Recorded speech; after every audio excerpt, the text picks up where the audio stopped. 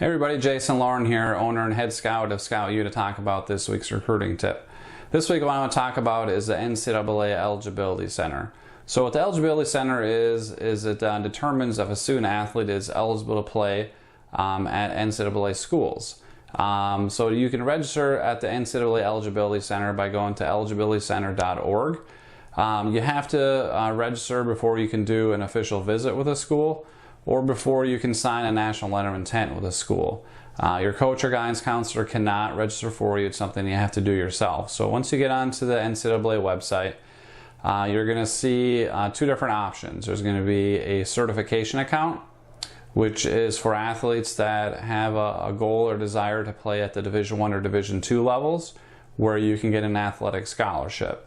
There's a $90 cost for that for U.S. and, or I should say domestic and Canadian athletes. It's $150 for international athletes. If you don't have any goals or desires to play on Division I or Division II, and you think you're just focusing on the Division III level, then you can just sign up for a profile page, which is completely free. So it's still a good idea to do that because the NCAA will send you reminders as you go through school that can be helpful. So again, the certification is for Division I and Division II athletes. The athletes can get athletic scholarships, and the profile page is just for Division III. And if you sign up for the profile page because you think you're going to go Division III, and then also you're going through the recruiting process and you're getting some Division I and Division II looks and some serious interest, then you can switch over to the certification page and then just pay the $90 or the $150. So what is the Eligibility Center? What is it trying to do? It's trying to do two main things. To clear you to playing college. It's going to clear you from two major perspectives. Number one is your academic status. So you have to have a certain amount of credits, you have to have a certain grade point average, and certain test scores in order for you to play in college and receive an athletic scholarship. The other side of it is your amateurism status. Most of that stuff I always say is common sense things like don't have an agent, you're not accepting prize money, or you're not earning money for playing any kind of athletics. Or you're not making money through media appearances that are based off your athletic ability. So to kind of give you an example of that, things that sometimes people might not think about is, say you're a basketball player. You also like to do running as a hobby, so you enter the local marathon, you do really well in it, and you win some money.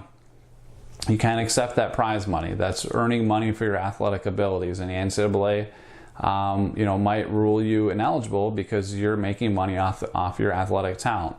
So you just gotta be careful about not accepting any prize money or any gifts, or so say you play in an AU basketball team. The whole team gets shoes. That's fine. If you're the only one getting shoes, that's not fine. An outside source is giving you gifts for you to play for their team. Then that's not okay either. So most of that stuff is just common sense things. So once you're registered, you're going to get an ID number, and that's something that can be convenient and helpful to have, that when you're talking to college coaches, give them your NCAA ID number.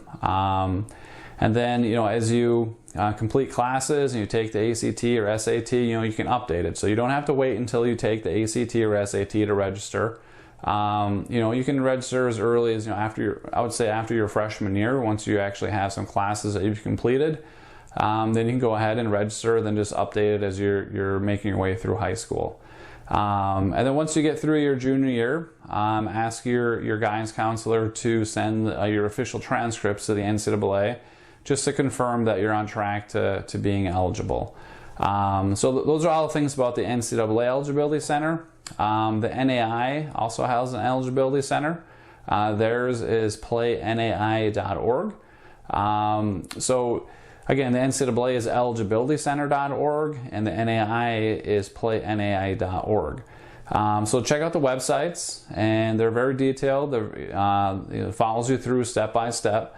Just follow instructions and you should be okay. So that's what I want to talk about this week, is the NCAA Eligibility Center. Hopefully that helps everybody out. Everybody enjoy the rest of their day. Thanks.